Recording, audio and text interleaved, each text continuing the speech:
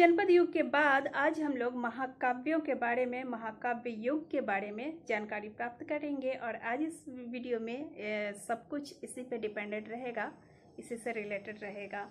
तो स्टार्ट करते हैं। महाकाव्यों का युग, जिसमें रामायण और महाभारत जैसे महान धार्मिक ग्रंथों की रचना की गई। और इस समय लोगों का जीवन स्तर कैसा था, किस तरह की राजनीतिक संरचना थी, किस तरह के सैन्य प्रशासन इत्यादि थे, और सामाजिक संगठन किस तरह का था, ये सारी बातें आज हम लोग इस वीडियो में पढ़ेंगे। तो चलिए स्टार्ट करते हैं वीडियो को। स्क्रीन पे चलते हैं। दोस्तों, महाकाव्यों, स्मृतियों एवं सूत्रों का रचना काल का जो समय है, इसको भारतीय इतिहास के सभ्यता एवं संस्कृति के इतिहास में बहुत ही महत्वपूर्ण काल माना गया है। और जो रामायण काल था, अर्थात जब भगवान राम का धरती पर अवतरण होता है, कहा जाता है कि वो विष्णु के अवतार थे। तो उस युग को वैदिक काल से जोड़ा गया है कहीं कहीं, और कहीं पे प्राक वैदिक काल से जोड़ा गया है।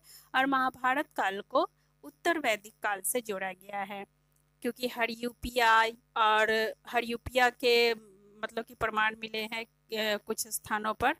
और युधिष्ठिर मतलब कि कुछ जो विवरण है उनमें युधिष्ठिर जैसे कुछ वर्ड यूज हुए हैं।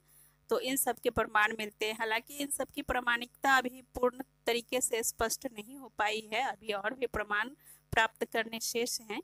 लेकिन अभी हम लोग पढ़ने की सुविधा के अनुसार उसको उत्तर वैदिक काल को महाभारत से जोड़ करके पढ़ते हैं।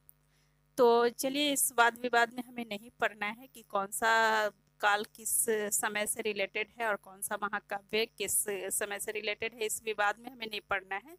तो वीडियो स्टार्ट करते हैं। क्वेश्चन नंबर 1 है, प्राचीन भारत में लिखे गए सबसे पहले महाकाव्य के लेखक कौन थे? तो प्राचीन भारत में जो सबसे पहले महाकाव्य जो लिखा गया था, उसके सबसे पहले लेखक थे वाल्मीकि। ठीक है, इनको आदि कवि कहा गया है, आदि कवि। और जो उनका आदि श्लोक होता है, क्रौंच पक्षी का वध करते देख करके, एक शिकारी के द्वारा क्रौंच पक्षी का वध करते देख करके इनके मुंह से अचानक से एक श्लोक फूट पड़ता है। और वह श्लोक जो फूटता है उसको आदि श्लोक कहा गया है। और उसी श्लोक के बाद से महाकवि वाल्मीकि के मुख से जो भी काव्य रस स्फुटित हुआ, अर्थात जो भी कविताएं निकली, उनको एक काव्य के अंतर्गत, एक ग्रंथ के अंतर्गत लिपिबद्ध किया गया और उसको रामायण का नाम दिया गया। नेक्स्ट है, रामायण का रचना काल 600 ईस्वी पूर्व में किसके द्वारा निर्धारित किया गया? तो 600 ईस्वी पूर्व फादर कामिल बुल्के थे, उन्होंने रामायण का रचना काल निर्धारित किया था। नेक्स्ट क्वेश्चन, चतुर्विंशति सहस्री संहिता किस महाकाव्य को कहा जाता है? चतुर्विंशति सहस्री संहिता, यह रामायण को कहा जाता है चतुर्विंशति सहस्री संहिता। नेक्स्ट क्वेश्चन पे चलते हैं। क्वेश्चन नंबर है 4, पुरातात्विक एवं साहित्यिक दोनों साक्ष्यों से महाभारत किस समय एक पवित्र धार्मिक ग्रंथ के रूप में स्थापित हो चुका था? तो महाभारत के स्थापित होने का जो समय है वह है 400 ईस्वी पूर्व का। ठीक है, तो पुरातात्विक एवं 400 ईस्वी पूर्व नहीं, 400 ईस्वी तक। तो पुरातात्विक एवं साहित्यिक दोनों साक्ष्यों से महाभारत 400 ईस्वी तक एक पवित्र धार्मिक ग्रंथ के रूप में स्थापित हो चुका था। चलते हैं आगे। महाभारत के आरंभिक स्वरूप जय में कितने श्लोक थे? तो महाभारत का आरंभिक श्लोक कहलाता है जय, अर्थात जय संहिता। उसमें श्लोकों की संख्या 8800 थी, अर्थात 8800। नेक्स्ट है, रामायण में कुल कितने कांड हैं? तो रामायण में कुल मिलाकर के 7 कांड बताए गए हैं। नेक्स्ट है, महाभारत का विभाजन कितने पर्वों में हुआ है? तो महाभारत का विभाजन जो है वह 18 पर्वों में किया गया है। जिस तरह से रामायण का 7 कांडों में, और उसी तरह से महाभारत का 18 पर्वों में विभाजन किया गया है। नेक्स्ट है, 5 गणराज्यों अंधक, कृष्ण, यादव, कुकुर तथा भोज का उल्लेख किस ग्रंथ में मिलता है? तो यह है महाभारत में 5 तरह के गणराज्यों का उल्लेख है, अंधक, कृष्ण, कुकुर और भोज। ठीक है। नेक्स्ट है रामायण में कितने प्रकार के राजकीय पदाधिकारियों का उल्लेख है? तो रामायण में कुल मिलाकर के 18 पदाधिकारियों का उल्लेख है जो कि राजा को राजकार्य में सहायता प्रदान करते थे। नेक्स्ट है महाभारत के किस पात्र का विवाह मात्र 18 वर्ष की आयु में हो गया था?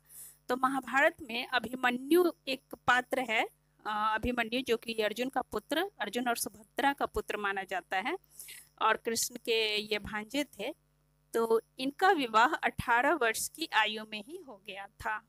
नेक्स्ट है पुरोहितों द्वारा संपादित किए जाने वाले विभिन्न प्रकार के संस्कारों का वर्णन किस सूत्र ग्रंथ में है? तो पुरोहितों द्वारा जो भी विभिन्न प्रकार के संस्कार प्रतिपादित किए जाते थे उन संस्कारों का वर्णन एक सूत्र ग्रंथ है, उसका नाम है श्रौत सूत्र। श्रौत सूत्र, ठीक है। तो श्रौत सूत्र में इन संस्कारों का वर्णन किया गया है। नेक्स्ट है सर्वाधिक 40 प्रकार के संस्कारों का वर्णन किस सूत्रकार ने किया है? तो 40 प्रकार के संस्कारों का वर्णन गौतम नाम के एक सूत्रकार हैं, इन्होंने किया है। इन्होंने कुल मिलाकर के 40 प्रकार के संस्कारों का वर्णन किया है। आगे चलते हैं, क्वेश्चन नंबर है 13। सूत्रकाल में स्त्रियों के पुनर्विवाह से उत्पन्न पुत्र को क्या कहा जाता था? सूत्रकाल में जो स्त्रियां पुनर्विवाह करती थी और उनसे जो पुत्र उत्पन्न होता था उन पुत्रों को पौनभव कहा जाता था। नेक्स्ट है ब्रह्मचर्य का व्रत लेकर संपूर्ण जीवन में विद्याध्ययन का संकल्प लेने को क्या कहते थे? तो उनको नैष्ठिक कहा जाता था। ये लोग जो भी लोग मतलब कि शादी नहीं करते थे और पूरे जीवन को विद्या अध्ययन के लिए समर्पित कर देते थे, ऐसे लोगों को नैष्ठिक कहा जाता था। नेक्स्ट है 3 प्रकार के ऋणों देव ऋण, पितृऋण और ऋषि ऋण से मुक्ति का कार्य किस आश्रम का मुख्य उद्देश्य होता था?